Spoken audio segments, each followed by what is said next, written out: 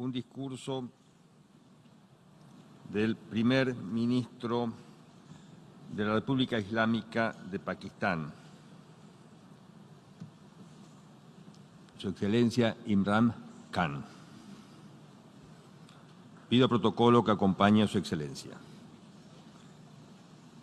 Tengo el gran placer de dar la bienvenida al señor primer ministro de la República Islámica de Pakistán, a quien invito a dirigirse a la Asamblea General.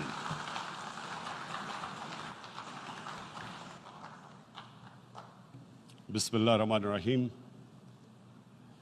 Iyyaka na'budu wa iyyaka nasta'in. Mr. President, Honorable Secretary General, Excellencies, ladies and gentlemen,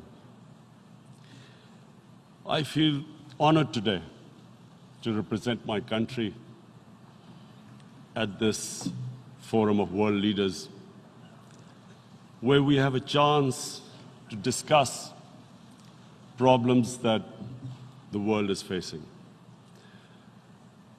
I want to talk about a lot of problems, but just 4 today. And I especially came to this forum despite a difficult time in my country, facing challenges. I would not have come, but because I feel that there are some very urgent problems which the world must address. So first of all, I start with climate change. So many leaders have talked about climate change. But Mr. President, I feel that there is a lack of seriousness. Perhaps world leaders do not, some of the leaders who can do a lot, do not realize the urgency of the situation. We have a lot of ideas, but as someone said, ideas without funding is mere hallucination. Pakistan, I'll give you start with my own country. Our country is amongst the top 10 nations in the world which are most affected by climate change. We depend upon our rivers. We are mainly an agricultural country. And 80% of the water in our rivers comes from our glaciers. The glaciers not just on the Pakistani side, even India. The river, the 80% of the water in Ganges and the Indian rivers also comes from the glaciers, from the Himalayan glaciers, Karakoram, Hindu Kush. And these glaciers are melting at quite a rapid pace. We detected already 5,000 glacial lakes in our mountains. And if this keeps going, if nothing is done, we are scared that humans are facing a huge catastrophe. In my country, when my party came to power in the province of KP, we planted 1 billion trees in 5 years. Now we've set ourselves a target of 10 billion trees in Pakistan. Idea being to counter this, the effects of global warming. But one country cannot do anything. This has to be a combined effort of the world. My optimism comes from the fact that humans, the Almighty has endowed humans with great powers. We can do anything, provided our survival instinct is stirred up. And this is really what I hope that the United Nations will take a lead in this. There must be more emphasis. Richer countries must be pushed. Countries that are responsible for, mainly are responsible for greenhouse gas emissions. They must be pushed because our country contributes minuscule amount to greenhouse gases. So I feel that the United Nations must take leadership in this. My second issue for me right now is even more critical. Mr. President, every year, billions of dollars leave the poorer countries and go towards rich countries. Billions of dollars siphoned off by the ruling elites of the developing world. And they find their way into Western bank accounts, offshore accounts, tax havens, expensive properties hidden behind companies bought in Western capitals. Mr. President, this is devastating the developing world. This is causing more poverty, debts. It's impoverishing the developing world. The difference between rich and poor countries is growing because of this. Money laundering, which happens because money leaves the poorer countries into rich countries, is not treated the same as, for instance, money from drugs or terror financing. The seriousness which terror financing and money from drugs, the way it is treated, it's not the same. The way the poor countries are being plundered by their elites. It's not happening. In my country, when I took charge of our government a year back, in the 10 years preceding that, our total debt went up 4 times. The debt we had accumulated in 60 years, just in 10 years, it went up 4 times. As a result,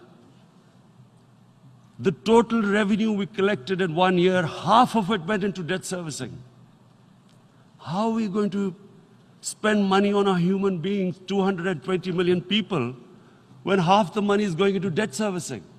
Because our country was plundered by the elites, the ruling elite. And easily they could get the money out. And when Mr. President, we located properties in Western capitals bought by this money through corruption and money laundering, located the properties of these corrupt leaders, we find it so difficult to retrieve it. That money, if we retrieved that money, we could spend on our human beings. But it's so difficult. The laws protecting these criminals. We do not have the sort of money to have expensive lawyers and spend millions and millions of dollars. We need help from the rich countries. And Mr. President, it's critical. The rich countries must show political will. They cannot allow this to happen. How can the poor countries spend money on human development, which the United Nations asks, SDG? How are we going to do it when this money can easily leave our countries? So, unless the rich countries intend to build walls to stop economic refugees coming as we see right now, they must take action. They must take action now. It must be a deterrent. Corrupt ruling elites should not be able to take money out easily and park it into foreign bank accounts and into these properties abroad. And I never understand why. Why do we have these tax havens? Why is this allowed? Why shouldn't rich people pay taxes? Why is it legal to have these tax havens where you have these secret accounts? Because, the world is changing. The population of the world is growing. Sooner or later, you're going to have a crisis. If the poor get poorer and the rich get richer, there is going to be a crisis sooner or later. So this is my second point. I hope that the United Nations takes a lead in this. It involves the IMF, the World Bank, Asian Development Bank. They must find a way of stopping this plunder of the developing world. My third point is Islamophobia. There are 1.3 billion Muslims in this world. There are millions of Muslims living in other countries, European countries, in the US, as minorities. Islamophobia, since 9/11, has grown at a pace where it is alarming. Human communities live together. There should be understanding amongst them. But Islamophobia is creating a division. Muslim women wearing hijab, it's become an issue. It's become an issue in some countries. Hijab is some sort of a weapon. A woman can take off her clothes in countries, but she can't put on more clothes. How is this happening? Because of Islamophobia. And how did this Islamophobia start? After 9/11. And why did it start? Because certain Western leaders equated terrorism with Islam. Islamic terrorism. Radical Islam. What is radical Islam? There is only one Islam. And that is the Islam we follow of Prophet Muhammad sallallahu alaihi wasallam. There is no other Islam. Radical Islam, Islamic terrorism, what message did they send to people in the West? And why is there Islamophobia?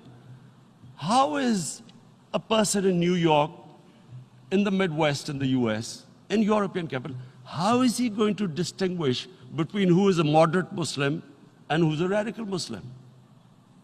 Because terrorism has nothing to do with any religion. This Islamic terrorism, Islamic radicalism, and sadly used by leaders, this has been the main reason for this Islamophobia. And it has caused pain amongst Muslims. We in Muslim countries watch this Islamophobia traveling abroad, and it's getting worse. And may I just say, Mr. President, that in European countries, it is marginalizing Muslim communities. And we all know that marginalization leads to radicalization. Some of the people who ended up as militants in Syria and other places were from marginalized Muslim communities. And my point here is that we must address this issue. I'm sad to say that we Muslim leaders have not addressed this issue either. After 9/11, when this thing came about war against radical Islam, rather than Muslim leaders trying to explain to the West that there is no such thing as radical Islam, in all human communities, they are radicals. They're liberals and rest are moderate. All human communities, Christians, Jews, everyone has it. But Islam is not radical, neither Judaism, neither Christianity, neither Hinduism. No religion preaches radicalism. The basis of all religion is compassion and justice, which differentiates us from the animal kingdom. But unfortunately, the Muslim leadership was so scared of being called radical Islam that all of them became moderates. In Pakistan, we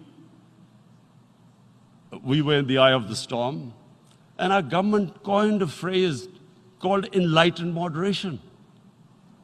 No one knows what it meant, but everyone started putting on Western suits that they were moderates, started speaking. Even those who didn't know English would speak English because they were moderates. No one had a clue what it was, because we, in the Muslim world, did not explain to the West that there is no such thing as radical Islam. One of the reasons why after 9/11, Islam was supposed to be equated with terrorism was suicide attacks. Because the 9/11 bombers did a suicide attack, all sorts of theories came up that the Muslims are involved in suicide attacks because they will get virgin in heavens. Some came up with, what about women, suicide attackers? So this bizarre thing happened. No one explained. Suicide attacks and Islam were equated. No one did research that before 9/11, the majority of suicide attacks in the world were by Tamil Tigers, who were Hindus. No one blamed Hinduism, and quite rightly. What has Hinduism got to do with what desperate people were doing in Sri Lanka? We all know we've seen films about Japanese kamikaze pilots at the end of the Second World War doing suicide attacks. No one blamed the religion. But here we were trying to prove we were moderates and not explaining to the West. But the most important thing I wanted to say here today, in explaining this Islamophobia, Mr. President, and I feel it's very important because I played professional sport in England, I spent a lot of time there, so I know how the Western mind works and how West views religion. So where the misunderstanding about Islam came. And one of the reasons it caused Islamophobia. That was, in 1989, this book was published, maligning, insulting, ridiculing our Prophet Muhammad sallallahu alaihi wasallam. And there was a reaction in the Muslim world. The West couldn't understand what was the problem. Because in the West, because I have spent so much time in the West, religion is perceived completely differently. They don't look upon religion like we do. And so, Islam was supposed to be an intolerant religion. It was against freedom of expression. And Islam took a real beating 30 years ago. I still remember it became a watershed. And every 2 or 3 years, someone would malign our Prophet, peace be upon him. There would be a reaction by the Muslims. And again, it was Islam, an intolerant religion. Again, this time, I blame a certain section of the people in the West who deliberately provoked this, knowing the impact it would have. But the majority of the people in the West didn't understand. This is where, again, Muslim leadership let the Muslims down. We should have explained to them what our Prophet, peace be upon him, means to us. So in 1 minute, I'll try and explain what he means to us. Our Prophet was the witness to the divine book, the Holy Quran. The Holy Quran is the book of guidance for Muslims, and the Prophet's life was living the Quran. He was an example of what the Quran guided us to be. So he is the ideal we all try to get to. The Prophet created the state of Medina, the first state in Islam. That state was the basis of a Muslim civilization which became the predominant civilization for the next 700 years. And what was that state? I hear such strange things about Islam, that it is against women, it's against minorities. The first state of Islam in Medina, it was the first time a welfare state was set up. The state took responsibility of the weak, widows, orphans, poor people, handicapped. It taxed the rich, spent the money on the poor. The state announced that all human beings are children of Adam, hence equal, whatever the color of their skin. the state announced, the Prophet announced that, and slavery, the whole system depended on slavery as it did for many years in the Western societies. The Prophet said that one of the greatest deeds is to free a slave. But because the society depended on slavery, he said, but if you have to treat them as an equal member of the family. And as a result, something happened in a Muslim world which hasn't happened in any other civilization. Slave dynasties appeared. Slaves became kings. The Mamluks, slaves who ruled Egypt.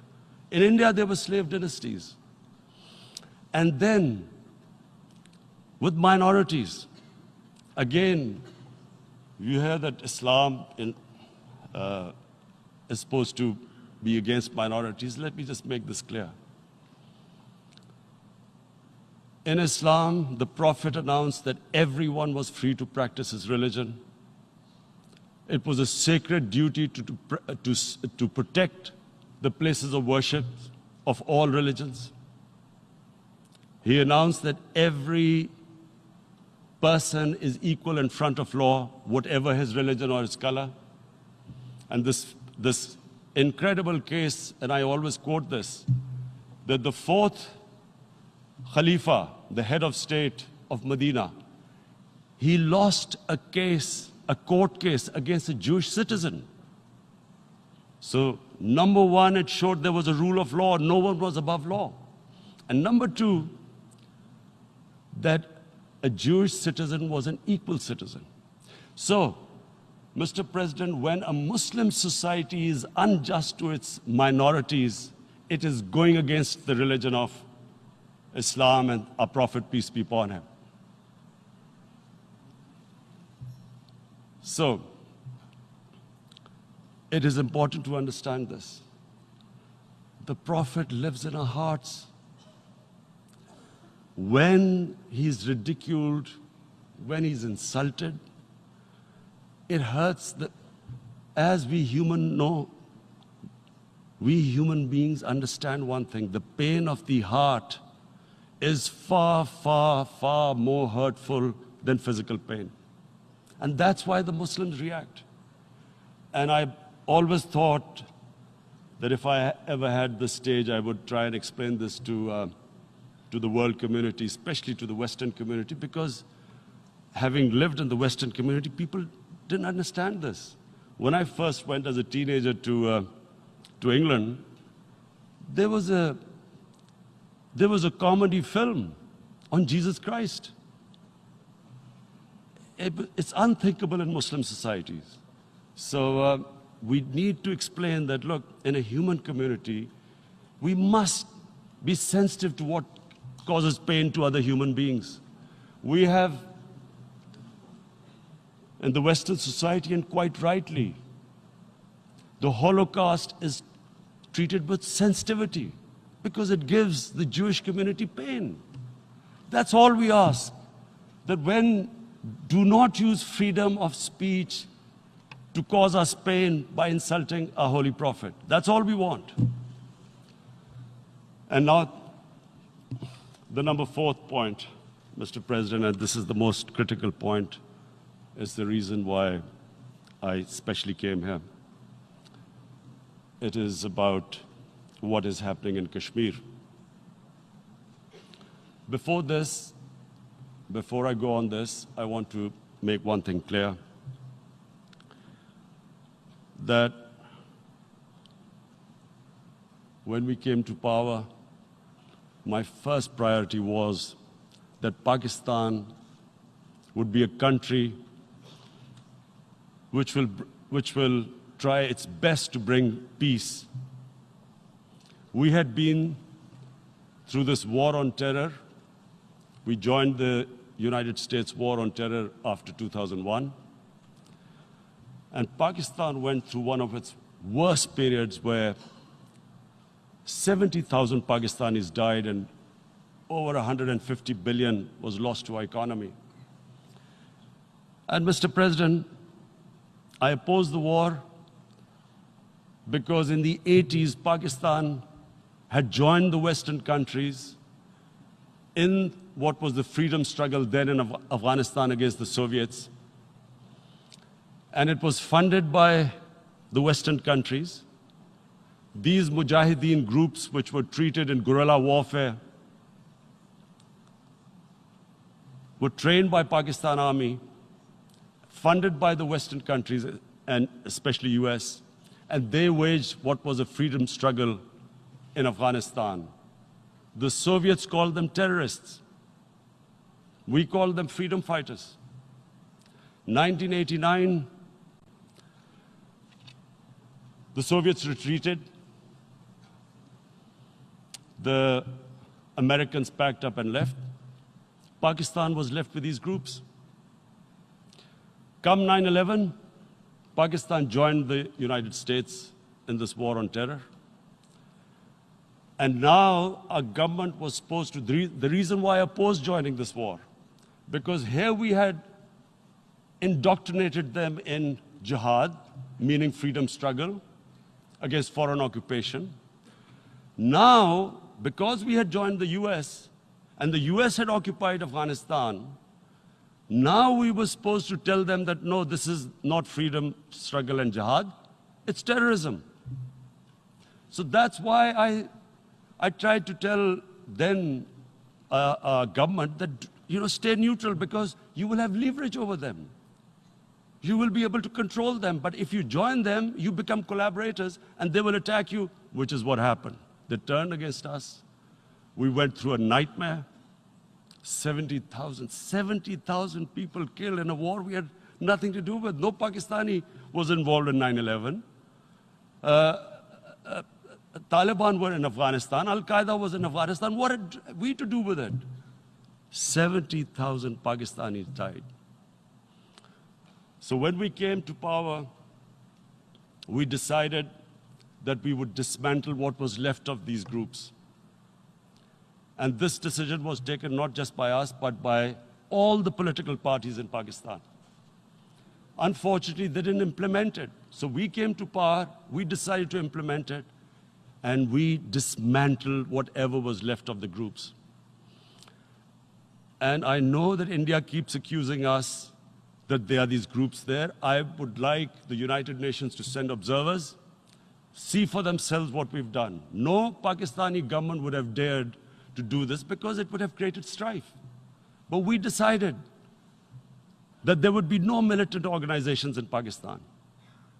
So I need to give you this background and to what I'm going to say later on. And secondly, we started mending fences. I invited the Afghan president. We developed a relationship with Afghanistan. We had problems with Iran. We mended fences there. And then India. Now let me just give you a little background about my relationship with India. Because of cricket, and cricket being it's a passion in the subcontinent, I had great following in India. I have friends in India, and I loved going to India. So immediately, when my party came to power, the first thing we did was to immediately reach out to India. And I spoke to President Modi and I said, look, we have similar problems. Climate change, poverty, let's get together. Let's resolve our differences through trade. Let's build a relationship on trust. Prime Minister Modi told me that, there were terrorist attacks from Pakistan.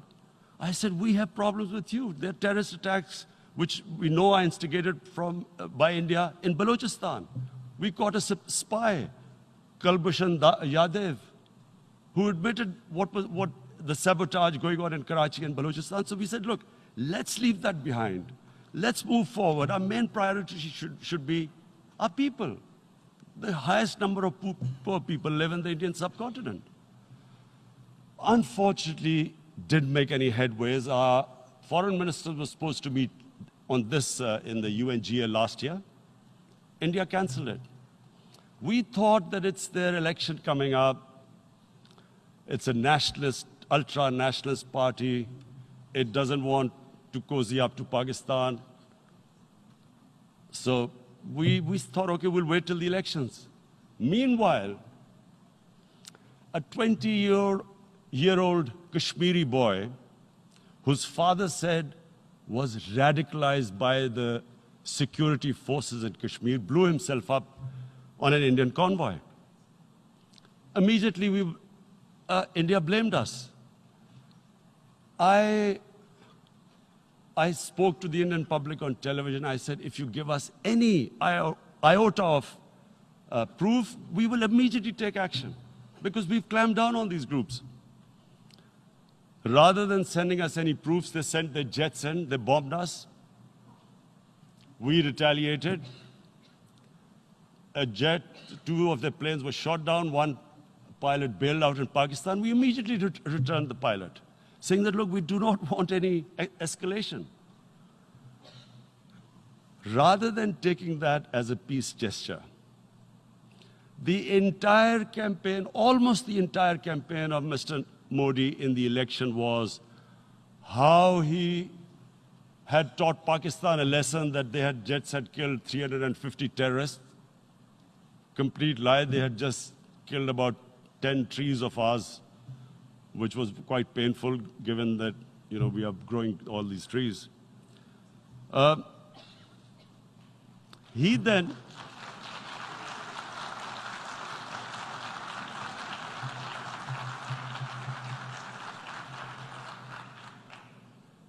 the election campaign, Mr. Modi used words like, this is just a trailer, the movie is about to start. I went into Pakistan and taught them a lesson. This was the election campaign. Okay, so we thought, us politicians make all these statements to win elections. So, okay, after elections, we'll get back to our normal relationship. Well, the moment the elections ended, we approached India, no response, but then we discovered they were trying to push us in the FATF blacklist to bankrupt us. That's when we realized there was an agenda. And that agenda became obvious on the 5th August when India went against 11 United Nations Security Council resolutions, which say that Kashmir is a disputed territory and the people of Kashmir have the right of self-determination. They went against that. They went against Simla Accord, which is about bilateral, sorting out our differences through bilateral means, went against that. They actually went against the Indian Constitution. Illegally, they revoked Article 370, which gave Kashmir the special status. They got an extra 180,000 troops there. Total number of security forces in Kashmir now are 900,000. And they put 8 million people of Kashmir under curfew.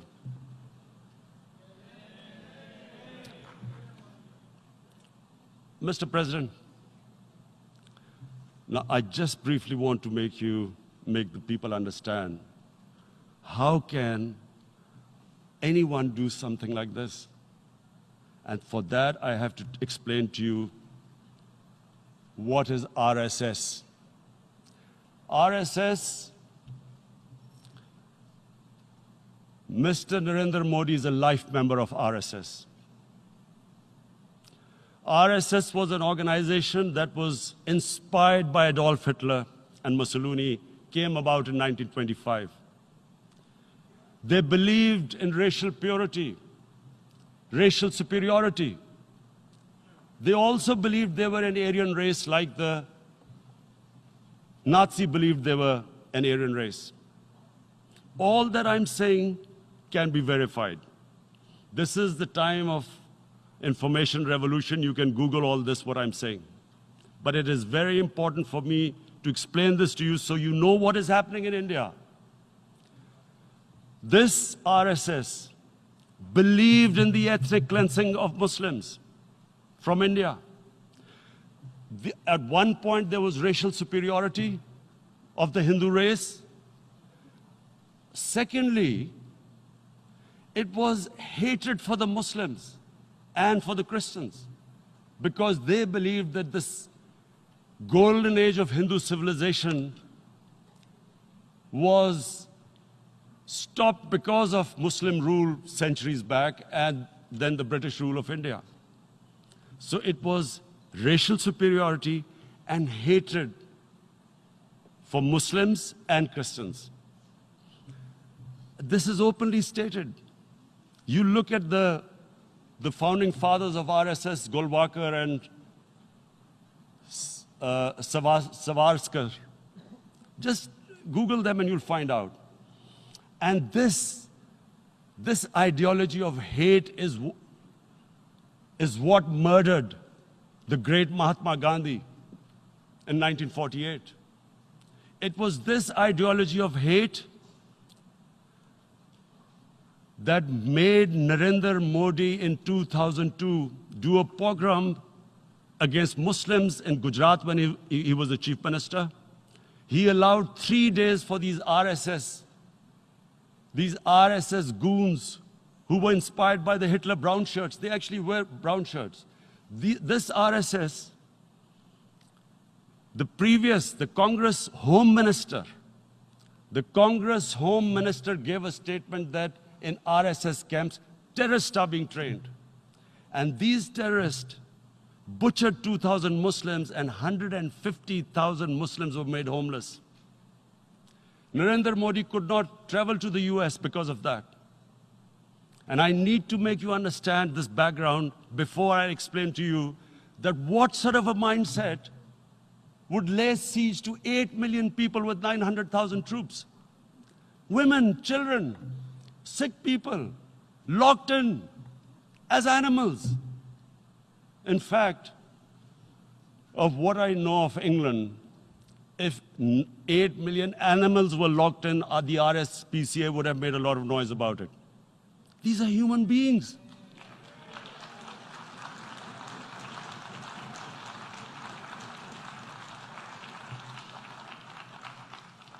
And Mr. President, what comes with racial superiority, these illusions of Aryan superior race, is arrogance. The two go together. And it's arrogance that makes people make mistakes and do stupid things. Cruel things like what Narendra Modi has done. It's sheer arrogance. And it's arrogance that has blinded him from the fact that what is going to happen when the curfew is lifted? Has he thought about it? This hasn't been thought through. What is he going to do when he lifts the curfew? Does he think that people of Kashmir will quietly accept the status quo because India has changed the constitution and taken away the special status? They'll accept that? Mr. President, 100,000 Kashmiris have died in the past 30 years because they were denied the right given by the United Nations, the right for self-determination. 100,000 have died and 11,000 women have been raped. There are 2 United Nations human rights reports on this. The world hasn't done anything because India is a huge market, 1.2 billion people. Sadly, the material prevails over the human. But this has serious consequences. Again, I repeat, that's why I'm here. Look,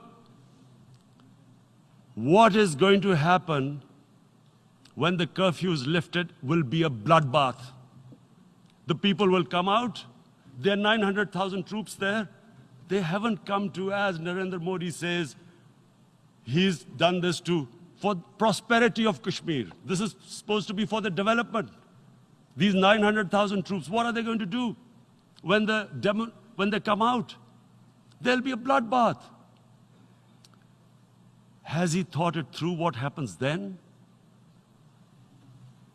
Mr. President, has anyone thought that what happens when there is a bloodbath? What do you think the impact will have on people of Kashmir. What do you think they will think? The way they have been boxed in their houses, treated like worse than animals, no rights. Thousands of all the political leadership has been arrested, taken out of Kashmir.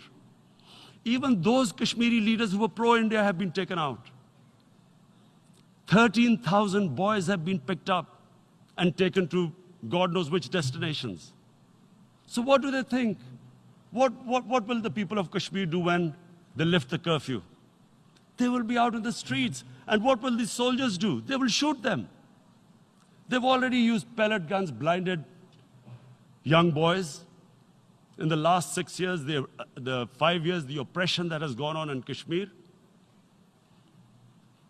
And so, Kashmiris will be further radicalized. Mr. President, there will be another Pulwama. And guess what? India will blame us. They're already blaming us. They're saying all this is happening because of Pakistan. One of their defense ministers said, there are 500 terrorists lined up on the border to go in. Why would Pakistan send 500 terrorists when there are 900,000 troops? What impact are they going to make? What will they do? And why would? Don't we know that the moment there is some terrorist attack, all that will happen is there'll be further cruelty and oppression of the people of Kashmir. We will just give the 900,000 troops to further crush the people of Kashmir. And then we'll give the Indian government an excuse that, look, Pakistan is a terrorist state, and this mantra that has gone on, Islamic terrorism. The moment you use this catchword, Islamic terrorism, the whole world turns away. No one talks about human rights. You can do whatever you want, which is what has happened in Kashmir, because they keep using this word, Islamic terrorism. And this is what they're doing right now. What do we benefit from further increasing the cruelty on the people of Kashmir? And why would we want this? But there is no other narrative left for India. As when they lift the curfew, whatever happens, Pakistan will be blamed, and there is always a danger of another Pulwama. They might come and bomb us again, and then another cycle might start. And what does Narendra Modi think? That 180 million Muslims of India are thinking right now. Aren't they watching these Kashmiris stuck inside for 55 days they've been stuck in? Aren't they watching? What do you think? Don't you think that the Muslims will be radicalized in India? And I'm talking about 180 million people. And when they get radicalized, there will be some incident in India somewhere down the line. Again, we will be blamed. And I'm warning you right now, again, we will be blamed. And Mr. President, what about 1.3 billion Muslims who are watching this? And they know that it is only happening in Kashmir because they're Kashmiri Muslims. This is not happening to Kashmiri Hindus. They know that this is happening because of their religion. So what do you think they will be thinking? What do you think the Jewish community would think if they were, forget 8,000 Jews stuck like this? What do you think Europeans would think? What do we think? I mean, any human community, if their members are stuck like that, what do you think they will think? Are we a children of a lesser God? Is it not going to cause us pain? And then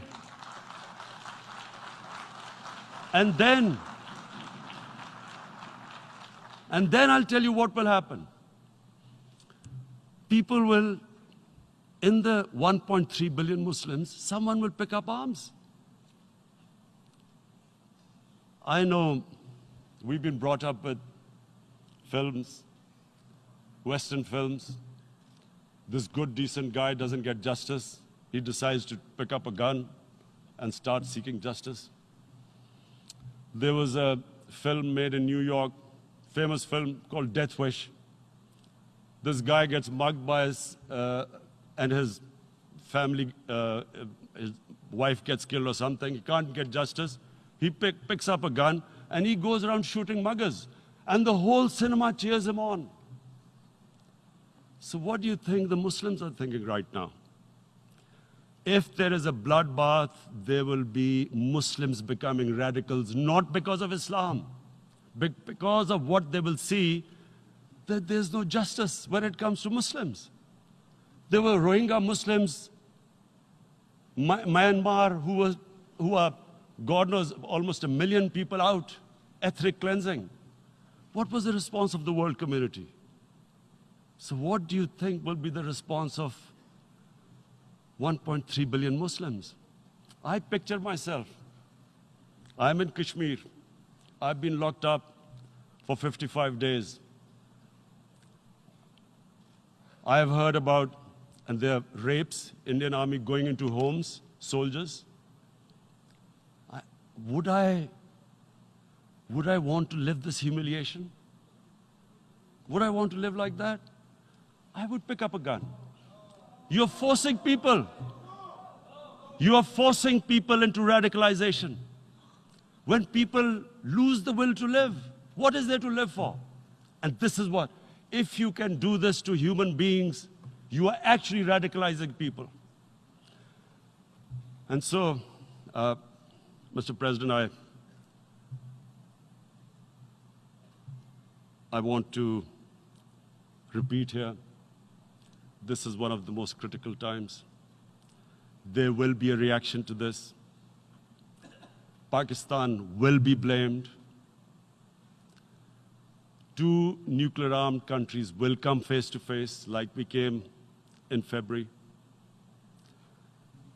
And before we head in that direction, the United Nations has a responsibility. This is why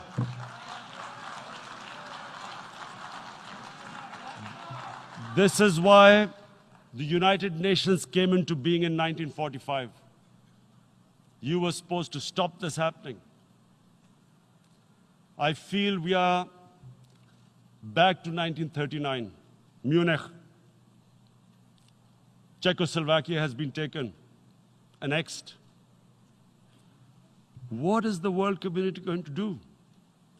Is it going to appease a market of 1.2 billion, or is it going